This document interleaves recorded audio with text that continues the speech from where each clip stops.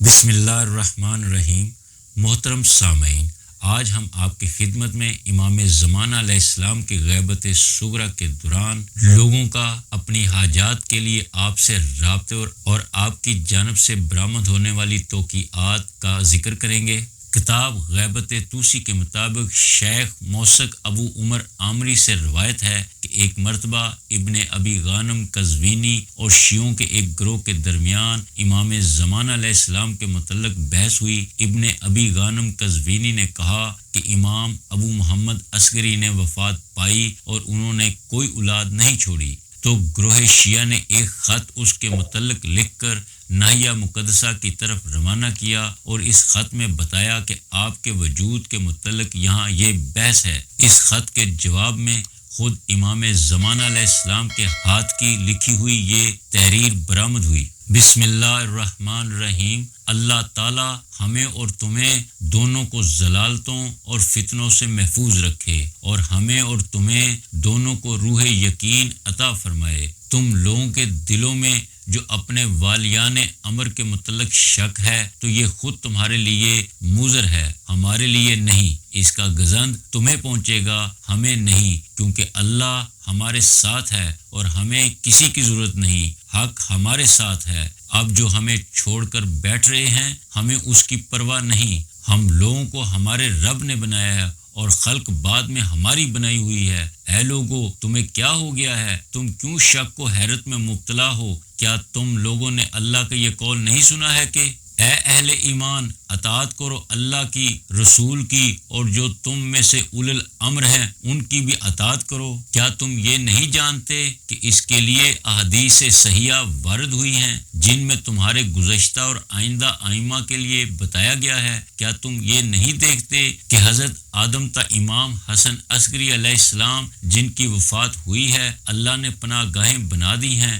جہاں تم لوگ آ کر پناہ لو، اور علم نصب کر دیے ہیں جس سے تم لوگ ہدایت حاصل کرو۔ جب ایک علم ٹھنڈا ہوتا ہے تو دوسرا علم نمودار ہو جاتا ہے، جب ایک ستارہ ڈوبتا ہے تو دوسرا ستارہ اس کی جگہ نمودار ہوتا ہے۔ مگر امام حسن عسکری علیہ السلام کی وفات ہوئی تو تم لوگوں نے سمجھا کہ اللہ نے اپنے دین کو باطل کر دیا ہے اور اللہ اس کی مخلوق کے درمیان جو رشتہ و تعلق تھا وہ منقطع ہو گیا ہے۔ ہرگز ایسا نہیں ہے اور نہ ہوگا جب تک قیامت برپا نہ ہو جائے اور الہی کا ظہور ہو کر رہے گا، خواہ لوگ اسے ناپسند کریں، اور بلا شبہ وہ امام حسن عسکری علیہ السلام گزرنے والے اپنے آباء و کرام کے دستور کے مطابق بالکل قدم بقدم گامزن رہے اور گزر گئے، مگر ان کی وصیت میرے لیے ہے، ان کا علم میرے پاس ہے، میں ان کا فرزند ہوں، ان کا قائم مقام ہوں۔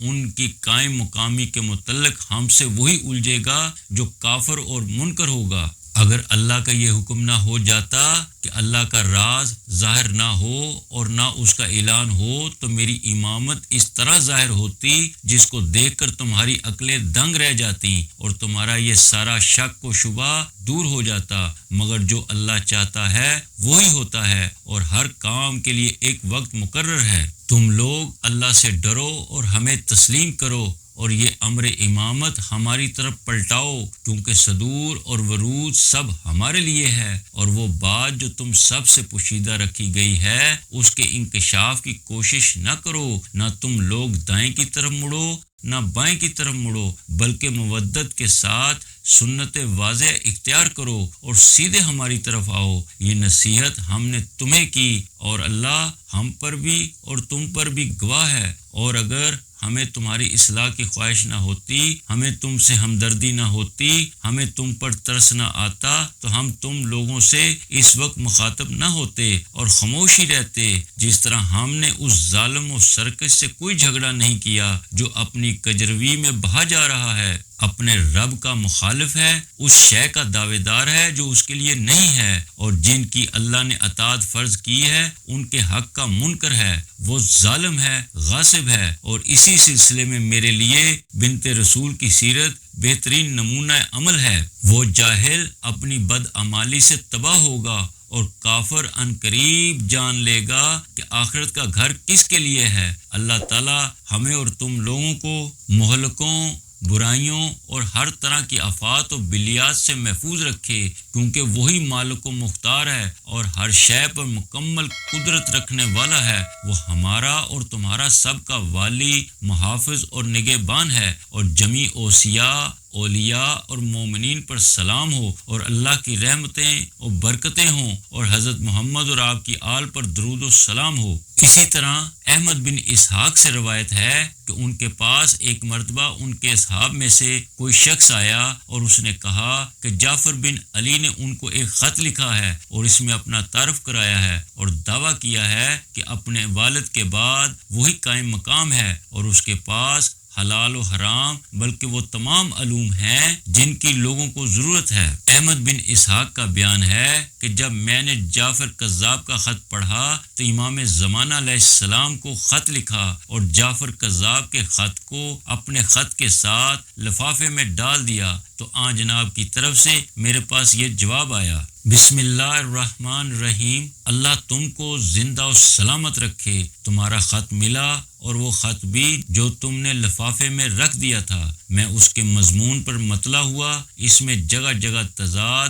اور جگہ جگہ غلطیاں ہیں، اگر تم غور سے پڑھتے تو تمہیں بھی محسوس ہو جاتا۔ اس اللہ رب العالمین کی حمد اور ایسی حمد کہ جس میں اس کا کوئی شریک نہیں کہ اس نے ہم لوگوں پر اپنا احسان اور اپنا فضل کیا۔ اللہ عز و جل کو اس کے سوا کچھ منظور نہیں کہ حق کو اتمام تک پہنچائے اور باطل کو مٹا دے، اور جس کا میں ذکر کر رہا ہوں اور جو کچھ کہہ رہا ہوں اس پر گواہ رہے گا اس دن کہ جس کے آنے میں شک ہی نہیں۔ وہ ہم لوگوں سے پوچھے گا اس امر کے متعلق جس میں ہم لوگ اختلاف کر رہے ہیں۔ اس نے اس خط کے لکھنے والے کو مکتوب علیہ یعنی مجھ پر اور تم پر اور تمام مخلوق میں سے کسی شخص پر امام نہیں، نہ اس کی اطاعت فرض کی اور نہ کوئی ذمہ داری سونپی ہے۔ اب میں اس کی ذرا وضاحت کر دوں تاکہ وہ انشاءاللہ تم لوگوں کے لیے کافی ہو۔ اے احمد بن اسحاق، اللہ تم پر رحم فرمائے،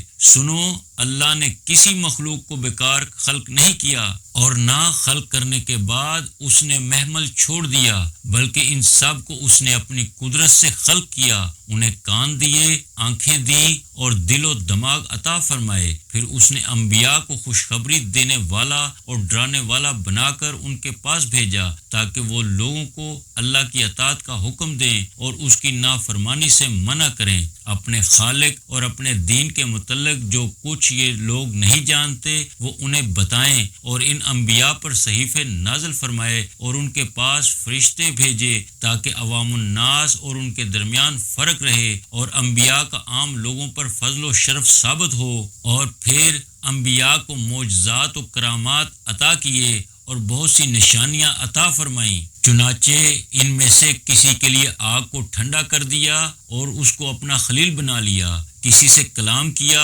اور ان کے عصا کو اژدہا بنا دیا، ان میں سے کسی نے خدا کے اذن سے مردوں کو زندہ کیا اور مجذوم اور مبروس کو اچھا کر دکھایا، کسی کو چڑیوں پرندوں کی زبان کا علم عطا فرمایا۔ پھر حضرت محمد صلی اللہ علیہ وسلم کو عالمین کے لیے باعث رحمت بنا کر بھیجا اور حضرت پر اپنی نعمتوں کو تمام کر دیا، ان پر نبوت کو ختم کر دیا اور تمام عالم انسانیت کا رسول بنایا۔ چنانچہ ان سے جو سچائیاں ظاہر ہوئیں وہ سب پر بخوبی واضح اور روشن ہیں، اور جو معجزات و علامات ظہور میں آئے ان سے سب ہی واقف ہیں۔ پھر اللہ تعالیٰ نے حضرت صلی اللہ علیہ وسلم کی روح قبض فرمائی اور ان کے بعد یہ امر ہدایت ان کے بھائی، ان کے ابن عم، ان کے وصی اور ان کے وارث حضرت علی بن ابی طالب کے سپرد کیا، اور پھر ان جناب کے بعد یہ امر ہدایت ان کی اولاد میں سے ان کے اوصیاء کو ایک کے بعد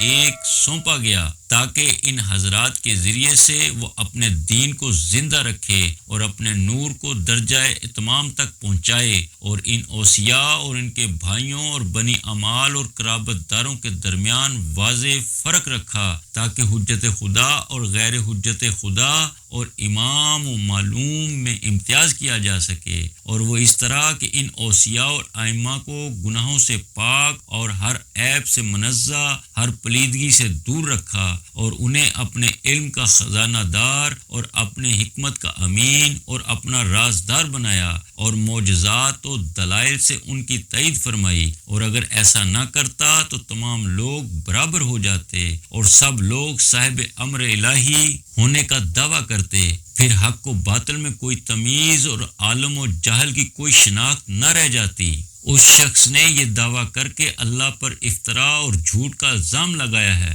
میں نہیں سمجھتا کہ وہ کس طرح اپنے دعوے کی سچائی ثابت کر سکے گا۔ کیا وہ دین الہی کے علم و فقہ سے اپنی سچائی ثابت کرے گا؟ تو خدا کی قسم اس کو تو یہ تک نہیں معلوم کہ حلال کیا ہے اور حرام کیا ہے، غلط کیا ہے اور صحیح کیا ہے، حق کیا ہے اور باطل کیا ہے، محکم کیا ہے اور متشابہ کیا ہے۔ وہ نماز اور اس کی حدود و واقعات کو تو جانتا نہیں، پھر کیا وہ ورع و تقوی سے اپنے دعوی امامت کو ثابت کرے گا؟ تو اللہ گواہ ہے کہ اس نے تو 40 دن تک شعبدہ بازی سیکھنے کے لیے نماز فریضہ کو ترک کیا، اور شاید کہ اس خبر سے تم لوگوں کو اذیت ہو کہ اس کے گھر میں شراب نوشی کے ظروف اور معصیت الہی کے آثار موجود ہیں، پھر کیا وہ کسی معجزے سے اپنا دعویٰ ثابت کرے گا؟ اگر ایسا ہے تو وہ کوئی معجزہ پیش کرے، یا اس کے پاس کوئی اور امامت کی دلیل و حجت ہو تو بتائے۔ اللہ تعالیٰ قرآن مجید میں ارشاد فرماتا ہے، بسم اللہ الرحمن الرحیم،